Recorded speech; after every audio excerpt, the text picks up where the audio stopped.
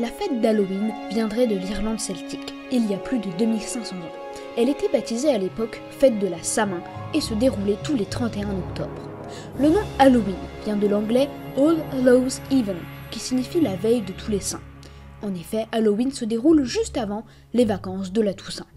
À cette époque, en Irlande, en Grande-Bretagne et au nord-ouest de la Gaule, l'année s'achevait à la fin du mois d'octobre, une nuit de pleine lune.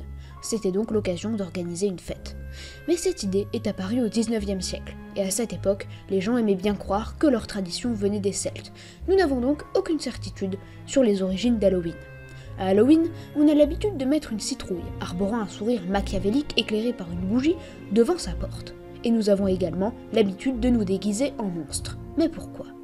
Tout cela vient de la légende de Jack O'Lantern.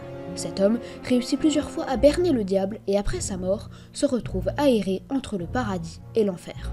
Pour lui accorder de la lumière, le diable lui a donné un navet dans lequel il a creusé un trou et y a placé des braises. Depuis, on a l'habitude de placer des citrouilles plutôt que des navets, car elles sont beaucoup plus pratiques à évider. Quant au déguisement de monstres, on fait cela pour perpétuer la croyance celte, disant que les morts reviennent nous hanter sous différentes formes.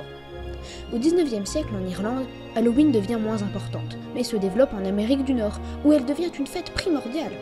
C'est grâce à certaines entreprises américaines, comme Disneyland, McDonald's et Coca-Cola, qui ont mis la fête en valeur, qu'Halloween est arrivé en France et en Europe.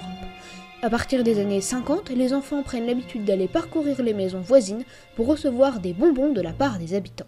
En France, les enfants disent « des bonbons moins sorts » et en Amérique « trick or treat ».